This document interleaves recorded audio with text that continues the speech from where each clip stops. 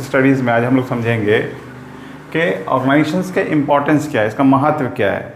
पिछले क्लासेस में हमने बताया था कि ऑर्गेनाइजेशन किसे कहते हैं और इसकी विशेषताएं क्या हैं, कैरेक्टरिस्टिक्स क्या हैं। आज हम लोग समझेंगे इसके अगले स्टेप्स में कि इसका इम्पोर्टेंस क्या है। जैसा कि हम लोग जानते हैं ऑर्गेनाइजेशंस किसको कहते हैं, मैंने पिछले क्लास में बताया था कि ग्रुप ऑफ पीपल है ना, जो व्यक्तियों का समूह होता है जो मिलकर के किसी संस्था के लिए कार्य करते हैं, उसको हम लोग बोलते हैं ऑर्गेनाइजेशन।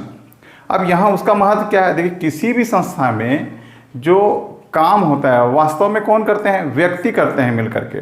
तो अब यहाँ पे उसी का इम्पोर्टेंस हमको समझना। सबसे पहला में लिखा है नीतियों का प्रभावी क्रियान्वयन, effective follow up of policies.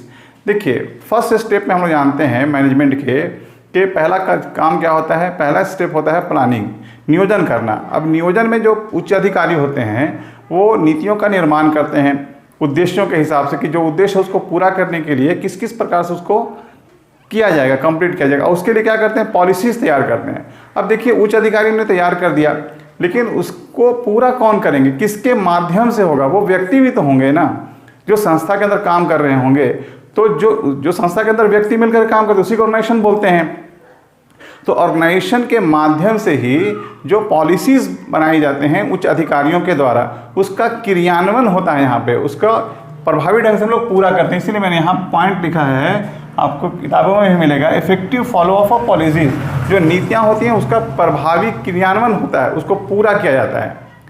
तो किसके माध्यम से पूरा करेंगे, व्यक्तियों के माध्यम से, अर्थात किस ऑर्गेनाइजेशन के माध्यम से ही जो पॉलिसीज होता है किसी भी संस्था को उसको क्रियान्वित किया जाता है। नेक्स्ट स्टेप में है इनकरेज टू स्पेशलाइजेशन, विशिष्टीकरण को प्रोत्साहन मिलता है। अब देखिए संस्था में, संगठन में जो व्यक्ति होते हैं वे अलग अलग प्रकार के होते हैं। हर व्यक्तियों की क्षमता अलग होती है तो उसके अनुरूप ही लोग कार्य करते हैं, लेकिन हर व्यक्ति को उसके अनुसार कार्य भी सौंपे जाते हैं। तो जो व्यक्ति जिस कार्य में एक्सपर्ट होता है उसको वही काम बार बार करता है, तो उसको क्या होता है, वहाँ पे स्पेशलाइजेशन हो जाता है, वहाँ पे विशिष्टीकरण हो जाता है उसके अंदर। तो विशिष्टीकरण को यहाँ पे जो है ना प्रोत्साहन दिया जाता है। तो ऑर्गेनाइजेशन के माध्यम से विशिष्टीकरण को प्रोत्साहन मिलता है, प्राप्त होता है। नेक्स्ट यहाँ पे है इंक्रीज इन मैनेजरियल एफिशिएंसी, प्रबंधकीय क्षमता में वृद्धि होती है। जो संस्था में प्रबंधक होते हैं उनकी क्षमता का भी मूल्यांकन होता है। अच्छी पॉलिसीज तैयार करते हैं, निर्माण करते हैं पॉलिसीज का, तो उस पॉलिसीज को पूरा करते हैं कौन, संगठन के लोग, संगठन में जो व्यक्ति होते हैं। तो जो मैनेजमेंट है उसका भी जांच होता है, उसका भी परख होता है, उसके एफिशिएंसी में भी वृद्धि होती है अगर अच्छे से कार्य पूरा किया जाता है और कार्य लक्ष्य जो होता है वो निर्धारित अवधि में पूरा हो जाता है। तो इस प्रकार से हम देखेंगे कि जो मैनेजमेंट होता है, जो मैनेजर एफिशिएंसी है वो भी इंक्रीज करता है। फिर ऑप्टिमम यूटिलाइजेशन ऑफ रिसोर्सेज, जो संस्था के जो संसाधन हैं, देखिए हर संस्था का अपना अपना संसाधन होता है, उन संसाधनों का सही उपयोग, ऑप्टिमम सबसे जो अनुकूल होता है वो उपयोग का अनुकूलतम जो उपयोग हो सकता है या प्रयोग हो सकता है वो किसके माध्यम से होगा, तो ऑर्गेनाइजेशन के माध्यम से होगा, व्यक्तियों के माध्यम से ही होगा। तो जो भी संस्था के अंदर जो संसाधन है उनका पूरा उपयोग, विदोहन, उपयोग, प्रयोग जो है किसके माध्यम से होगा, ऑर्गेनाइजेशन के माध्यम से होगा। अगर व्यक्ति नहीं होंगे, मान लिया जाए ऑर्गेनाइजेशन में व्यक्ति कम होंगे, नहीं होंगे, तो जो संस्था में अगर संसाधन है भी तो उसको हम लोग पूरा प्रयोग नहीं कर पाएंगे। तो संस्था के अंदर जो संसाधन है उनका अनुकूलतम प्रयोग हम केवल और केवल किसके माध्यम से पूरा कर सकते हैं, ऑर्गेनाइजेशन के माध्यम से ही पूरा कर सकते हैं। फिर इसमें देखिए एक और पॉइंट है कर्मचारियों का विकास, डेवलपमेंट ऑफ पर्सनल, जो व्यक्ति वहाँ काम कर रहे हैं तो उनके अंदर भी क्षमता जो होती है, जो क्षमता का विकास हो सकता है। अलग अलग व्यक्ति होते हैं, मैंने नहीं बताया कि उनकी क्षमताएं अलग अलग प्रकार की होती हैं। ऑर्गेनाइजेशन में हर आदमी काम को पूरा करता है, उसको जो कार्य दिए जाते हैं, जो दायित्व सौंपे जाते हैं उसको पूरा करने का वह प्रयास करता है। तो उस प्रयास में वो कर्मचारियों क्या होता है, विकास भी होता है। इसके माध्यम से ट्रेनिंग वगैरह दिया जाता है और उनके जो अंदर जो छुपी हुई क्षमता है उसका भी विकास होता है। नेक्स्ट है यहाँ पे एक्सपेंशन और ग्रोथ ऑफ बिजनेस, जो व्यवसाय हम कर रहे हैं या जो संस्था है, संस्था का विकास भी संभव तभी है जब ऑर्गेनाइजेशन है। अगर ऑर्गेनाइजेशन में लोग नहीं होंगे, ऑर्गेनाइजेशन नहीं होगा तो संस्था का विकास भी नहीं संभव है। इसीलिए हम यहाँ पे कह सकते हैं लास्ट पॉइंट में एक्सपेंशन और ग्रोथ भी संभव है, किसके माध्यम से, ऑर्गेनाइजेशन के माध्यम से ही संभव है। अब नेक्स्ट हम लोग समझेंगे इसकी प्रक्रिया क्या है, प्रोसेस क्या है, ऑर्गेनाइजेशन को कैसे कैसे निर्धारित किया जाता है।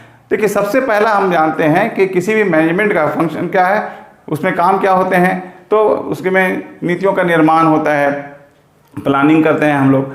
तो यहाँ पर देखिए कार्य की पहचान और विभाजन यहाँ भी होगा। ऑर्गेनाइजेशंस है, ऑर्गेनाइजेशन में लोग हैं, अब उसको किसको क्या काम सौंपना है, उसके लिए सबसे पहला काम क्या होगा, कार्य की पहचान करेंगे। कौन सा काम है, आपका लक्ष्य क्या है, क्या काम पूरा करना है, उस कार्य की पहचान करके उसको फिर डिवाइड करते हैं हम लोग कि कौन सा काम होगा, किस किस कैसे कैसे उसको पूरा किया जाएगा और किन व्यक्तियों के द्वारा इसको पूरा किया जाना है। तो फर्स्ट प्रोसेस जो होता है ऑर्गेनाइजेशन का, पहला जो चरण है, स्टेप्स है, उसमें कार्य की पहचान करते हैं और फिर कार्य का डिवीजन करते हैं हम लोग। और डिवीजन करने के बाद फिर नेक्स्ट स्टेप में देखिए grouping of the jobs and departmentation, क्रियाओं का समूहीकरण और फिर विभागीकरण करेंगे। पहला काम क्या हुआ, कार्य की पहचान करेंगे। पहला स्टेप में हम लोग कार्य की पहचान करेंगे और फिर कार्य को पूरा करने के लिए उसको कई हिस्से में बांट देंगे, उसी को बोला गया विभाजन। और विभाजन करने के बाद क्या करेंगे, क्रियाओं का समूहीकरण करेंगे और समूहीकरण और विभागीकरण करेंगे। ग्रुपिंग द जॉब्स, हर एक काम को क्या करेंगे, अलग अलग कार्यों में बांट देंगे और अलग अलग व्यक्तियों को कार्य को सौंपेंगे और उसका डिपार्टमेंटेशन करेंगे, विभागीकरण कर सकते हैं। इसमें दो हिस्से में इसको बांटा गया है डिपार्टमेंटलाइजेशन को, फंक्शनल और डिविजनल। फंक्शनल डिपार्टमेंटेशन क्या होता है, देखिए जो कई इसमें किस प्रकार से बांटेंगे, कार्य के अनुरूप बांटेंगे। जैसे किसी भी ऑर्गेनाइजेशन के अंदर हम लोग क्या करेंगे, काम किस प्रकार से हो सकता है, अगर स्वरूप बड़ा होता है संस्था का तो वहाँ पे कार्य विभागों में बटे हुए होते हैं। जैसे परचेस डिपार्टमेंट है, प्रोडक्शन डिपार्टमेंट है, फाइनेंस डिपार्टमेंट है, सेल्स डिपार्टमेंट है। तो अगर कार्य का स्वरूप बड़ा होगा तो बड़ा होने पर क्या करेंगे, कार्य को विभागों में बांट देंगे, कार्य के अनुरूप बांटेंगे। देखिए बात को समझिए, कार्य के अनुसार बांटेंगे।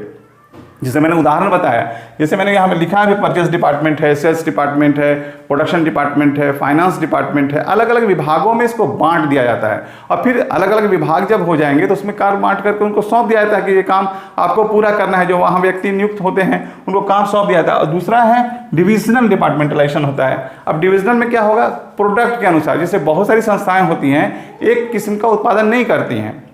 मान लीजिए अब बहुत सारे उदाहरण देखते होंगे कि एक ही संस्था है लेकिन वो साबुन भी बना रही है, हेयर ऑयल भी बना रही है, बाकी तरह के सामान्य प्रोडक्ट बना रही है।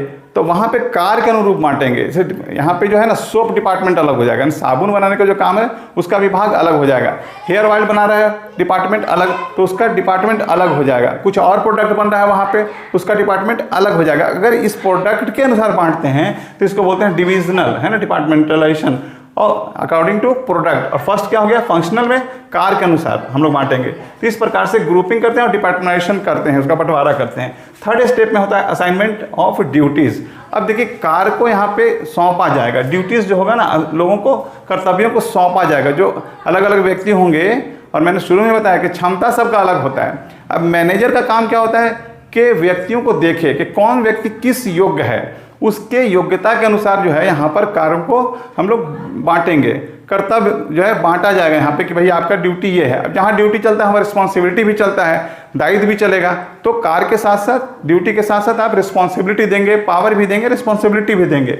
तो यहाँ पे क्या हुआ, असाइनमेंट ऑफ ड्यूटीज़। अब ड्यूटीज़ को यहाँ पर बांटा जाएगा। पहला क्या हो गया, identification and division of work हो गया। फिर दूसरा grouping of jobs and departmentalisation करेंगे, फिर असाइनमेंट ऑफ ड्यूटीज, और लास्ट में क्या करेंगे, establishment of authority and responsibility. मैंने बताया कि जहाँ पे आप ड्यूटीज देंगे, अब काम सौंपेंगे तो कार्य सौंपने के साथ साथ क्या देंगे उसको, अब लास्ट में देंगे अथॉरिटी देंगे, उसको अधिकृत करेंगे, भाई ये काम आपको करना है। और जहाँ आप उसको अधिकृत करेंगे काम करने के लिए, उसको पावर भी देना पड़ेगा और रिस्पॉन्सिबिलिटी भी देना पड़ेगा, दायित्व भी उसको सौंपेंगे कि अगर इस कार्य में कुछ कमी होती है तो इसके लिए आप ही इसके लिए जिम्मेदार होंगे।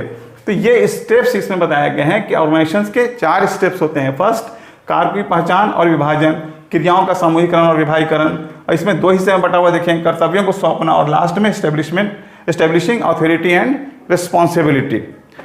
तो नेक्स्ट स्टेप में हम लोग ऑर्गेनाइजेशन के कुछ और चीज़ों को समझेंगे।